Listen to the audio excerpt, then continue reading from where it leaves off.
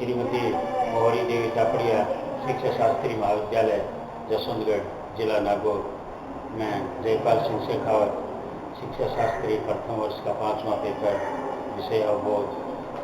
आज का जो विषय है वह है समस्या समाधान विधि। समस्या की समस्या भी सबसे बड़ी समस्या होती है। इस विधि को समस्या हल करने की विधि भी कहते हैं। जीवन के अंदर अनेक समस्याएं आती हैं और जो समस्याओं का सामना किया जाता है जीवन जो है और अधिक जटिल होता जाता है और ये स्वावलंबन की सीख देता है, आत्मनिर्भर की सीख देता है। तो जीवन में समस्या आनी चाहिए, आदमी का संघर्ष बढ़ता है, संघर्षशील होता है। तो इस विधि को समस्या हल करने की विधि भी कहते हैं। इसमें समस्या ही सबसे बड़ी समस्या है। इस विधि के अंदर समस्या ही सबसे बड़ी समस्या है। ये निश्चित है कि अध्यापक व सीखने की स्थिति में समस्या उपस्थित है। अध्यापक और सीखने की स्थिति में भी एक समस्या है। समस्या एक तरह की कठिनाई है जो कि निशाने तक पहुंचने के लिए पार करनी पड़ती है। तो प्रत्येक आदमी का जीवन जो है कठिनाइयों से भरा हुआ है, समस्याओं से भरा हुआ है और वहाँ अपने लक्ष्य तक पहुँचने के लिए आदमी को मेहनत करनी पड़ती है। एक विद्वान योकम व सिम्पसन के अनुसार समस्या ऐसी स्थिति में उपस्थित होती है जो कि किसी कार्य के मार्ग में कठिनाई का अनुभव हो। ये ऐसी कठिनाई है कि निसंदेह उपस्थित है तथा सूझवान छात्र की पहचान में आ जाती है। ये मानसिक कठिनाई भी हो सकती है। समस्या के बारे में विशेष बात जो इसमें वर्ताव करने वाले व्यक्ति को प्रभावित करती है वह ये है कि समस्या को एक हल की आवश्यकता होती है, वह इसे चुनौती के रूप में देखता है। इसी प्रकार L.A. एवरिल के अनुसार केवल एक जीवन अर्थ भरपूर है जिसमें इसकी समस्याएं सम्मिलित हों। इच्छाओं और आकांक्षाओं के बिना जीना तो बस अधूरा ही जीना है।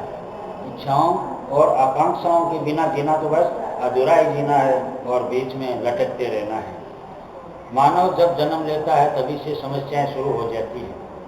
उसे पग पग समस्याओं का सामना करना पड़ता है।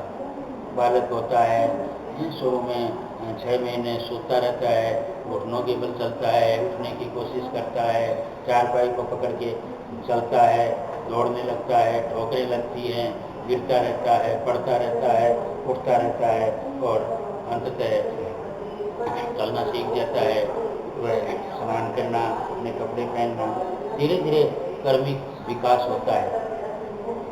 तो समस्याएं जटिल व अधिक होती जाती। ज्यों ज्यों आदमी बड़ा होता है समस्याएं जटिल होती जाती हैं। जीवन में इसकी सफलता बहुत हद तक व्यक्ति की इन समस्याओं को हल करने की समर्था व योग्यता से निर्धारित की जाती है। गणित समस्याओं का ही विषय है, उलझन है पजल से। मैथमेटिक्स जो क्या है, समस्याएं हैं। इसके अध्यापन व पढ़ने में अनगणित समस्याओं को हल करने की आवश्यकता होती है। जगह जगह सूत्र है, नियम है, कानून है, कायदे हैं। बिना अभ्यास के गणित आगे नहीं बढ़ती है, बार बार अभ्यास करना पड़ता है। समस्याओं को हल करने का कार्य कौशल, उसमें दक्षता होनी चाहिए, प्रवीणता होनी चाहिए। कौशल व योग्यता इस विषय को सीखने की सफलता की कसौटी है। अब समस्या समाधान विधि की कार्य विधि क्या है? समस्या समाधान विधि की कार्य योजना। इसकी कार्य योजना क्या है, इसके बारे में स्पष्ट कर देना चाहता हूँ। पहले तो सबसे पहले समस्या की पहचान करें, समस्या का चुनाव किया जाए। समस्या क्या है, उसके बाद समस्या का अर्थकरण और समीकरण बनाया जाए। दूसरा है कैसे कार्य विधि होगी, समस्या का अर्थीकरण और समीकरण। तीसरा नियमित ढंग से आंकड़े इकट्ठे करना। जो भी योजना बनाई जाती है उसमें आंकड़ों का बहुत बड़ा योगदान होता है, तो नियमित ढंग से आंकड़े इकट्ठे करना। चौथा आंकड़ों का संगठन एवं मूल्यांकन। आंकड़ों को एकत्रित करने के बाद में उसका मूल्यांकन किया जाए। अगला आंशिक हल की योजनाबंदी, उसको आंशिक रूप से हल किया जाए, इसकी योजना बनाई जाए। छठा, सही हल तक पहुंचना। और सातवां है निर्णय की जांच। अंतिम जो है जजमेंट है। अब समस्या समाधान विधि के गुण क्या हैं, विशेषताएं क्या हैं, इसके बारे में हम पढ़ेंगे। समस्या समाधान विधि की विशेषताएं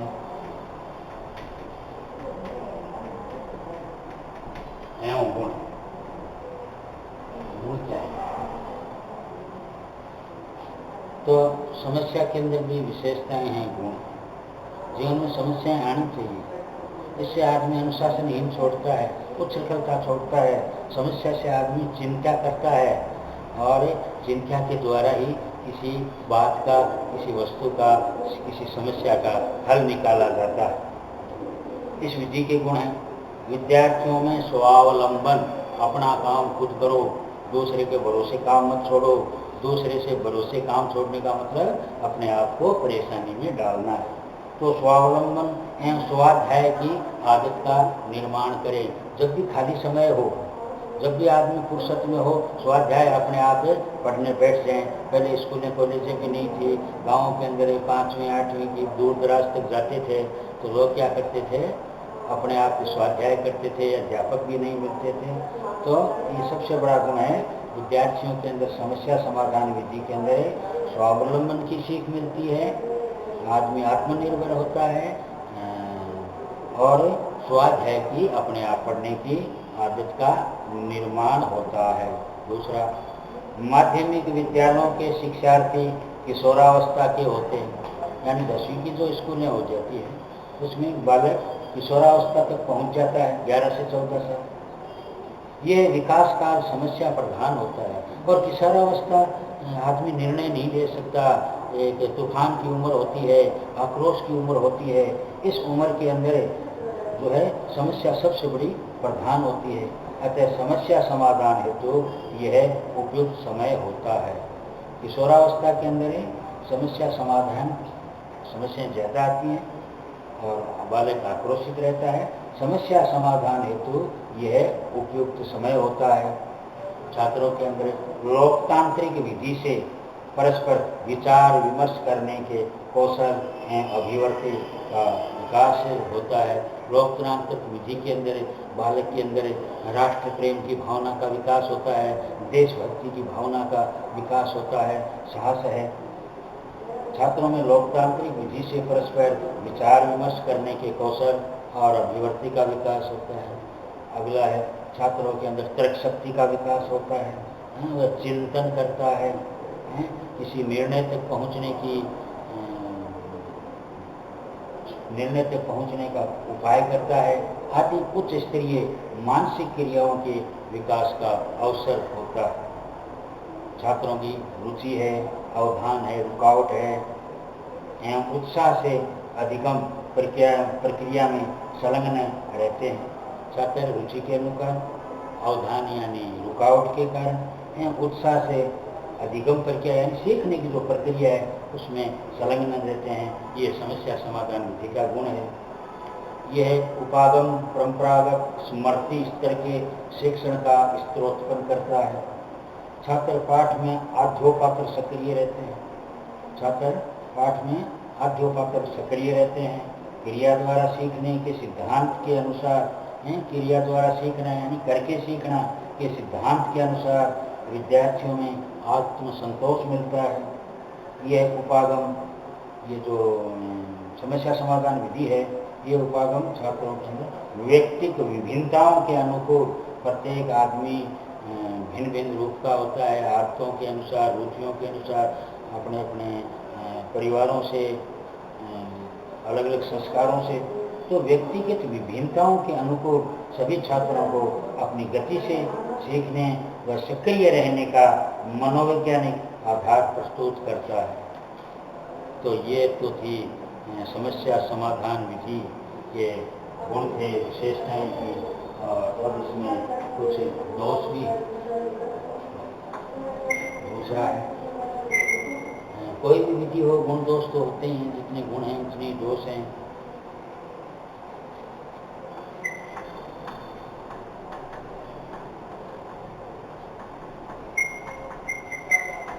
समस्या समाधान विधि के दोष कुछ अवगुण कह दीजिए। ये दोष क्या क्या है समस्या समाधान विधि के अंदर? तो दोषों की जब हम बात करते हैं तो ये पद्धति शिक्षा के महत्व को घटा देती है। समस्या समाधान विधि का सबसे बड़ा दोष क्या है?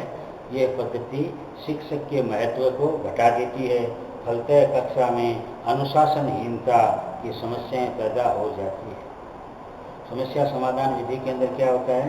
कक्षा के अंदर अनुशासनहीनता की समस्या पैदा होती है। बच्चे शोर करने लग जाते हैं, बच्चे शिक्षण में अरुचि प्रदर्शन करते हैं, तो इसमें शिक्षक का महत्व घट जाता है। इस पद्धति में सबसे अधिक महत्वपूर्ण स्थान अध्यापक द्वारा बनाई गई योजना, पाठ को खंडों में विभाजित करना, छात्रों को उचित निर्देशन तथा अपने अंतिम समापन भाषण को प्राप्त करना है। इस विधि के अंदर सबसे अधिक महत्वपूर्ण स्थान अध्यापक द्वारा बनाई गई योजना है। पाठों को खंडों में विभाजित करना, छात्रों को उचित निर्देशन तथा अपने अंतिम समापन भाषण को प्राप्त करना। तीसरा, कभी कभी कक्षा में व्यर्थ के वाद विवाद होने का भी भय बना रहता है। समस्या समाधान विधि के अंदर दोष क्या है? कभी कभी कक्षा के अंदर व्यर्थ का ही वाद विवाद होने का भय रहता है।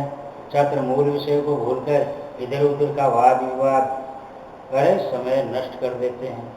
तो क्या है कि विषय वस्तु को भूल जाते हैं, बालक अध्यापक भूल जाते हैं, और समय जो है बहसबाजी में खत्म हो जाता है। अगला है, सभी छात्र कार्य संचालन में समापन पदों में भाग लेंगे। सभी छात्र कार्य संचालन जो होता है, क्रियान्वती होती है, में समापन पदों में भाग लेंगे, ऐसा नहीं भी हो सकता। प्राय देखा जाता है कि कक्षा कार्य संचालन में कुछ एक गिने चुने छात्र ही भाग लेते हैं, बाकी जो है अक्रिय हो जाते हैं, अक्रियाशील हो जाते हैं। कुछ एक विद्यार्थी सक्रिय रहते हैं। इस पद्धति द्वारा नागरिक शास्त्र विषय की संपूर्ण विषय वस्तु नहीं पढ़ाई जा सकती। समस्या समाधान विधि के अंदर सिविलाइजेशन जो है, नागरिक शास्त्र विषय की संपूर्ण विषय वस्तु नहीं पढ़ाई जा सकती। जो समस्याएं चुनी जाती हैं, पहले चुनाव किया जाता है, उसमें से अधिकांश समाज व देश की वास्तविक समस्याएं होती हैं। जो समस्याएं चुनी जाती हैं उनमें से अधिकांश समाज व देश की वास्तविक समस्याएं होती हैं। अगला, प्राय विद्यालयों में समस्या समाधान हेतु तथा एकत्रित करने के लिए स्रोत संदर्भ ग्रंथों का अभाव होता है, जिसके कारण कठिनाई होती है। विद्यालयों के अंदर लाइब्रेरी के अंदर संदर्भ ग्रंथों का अभाव है, ये भी एक कठिनाई का कारण है। ये समस्या समाधान विधि का अवगुण है। यह प्राथमिक कक्षाओं के लिए उपयुक्त नहीं होती। समस्या समाधान विधि छोटी प्राइमरी स्कूल के जो बालक हैं 1 से 5 तक, उनके लिए उपयुक्त नहीं होती। ये लंबी प्रक्रिया होने के कारण पाठ्यक्रम समाप्त करना संभव नहीं हो पाता। यह लंबी प्रक्रिया होने के कारण पाठ्यक्रम समाप्त करना संभव नहीं होगा। समस्या समाधान विधि के सुझाव। अब सुझाव क्या है?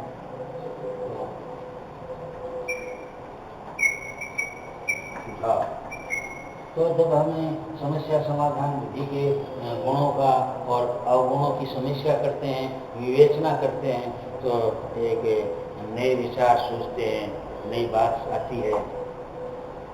समस्या समाधान विधि को दोष रहित एवं अधिक उपयोगी बनाने हेतु निम्न सुझाव दिए गए।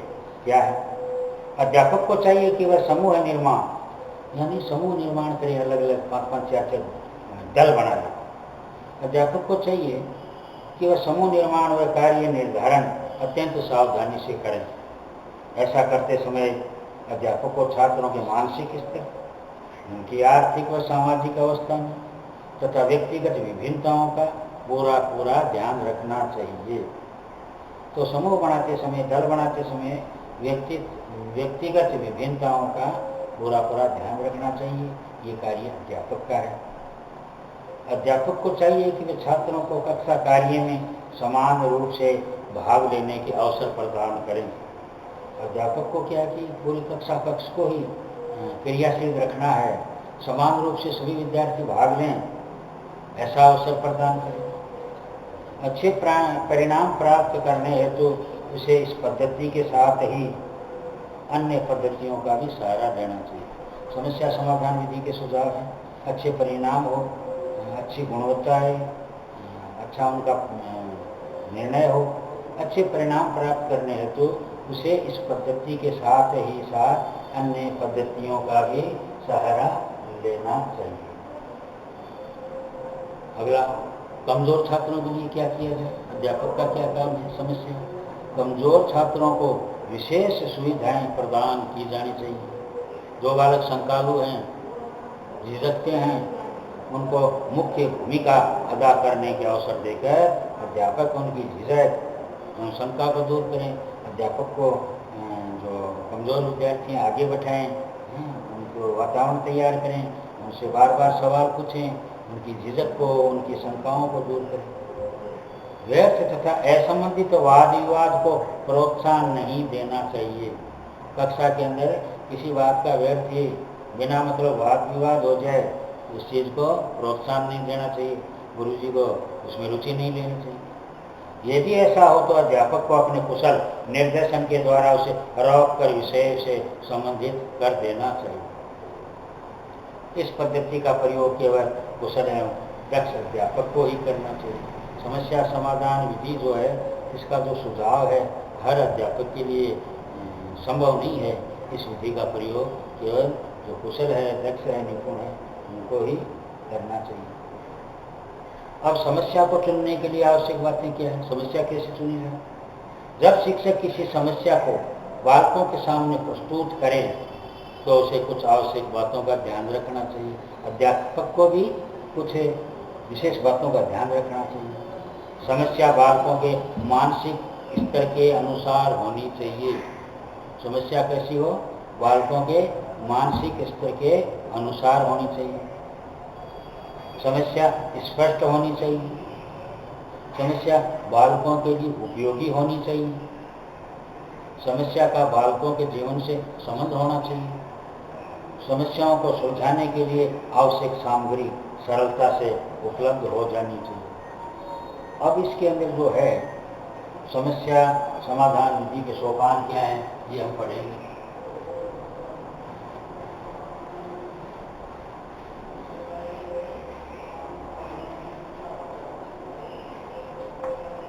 समस्या समाधान विधि के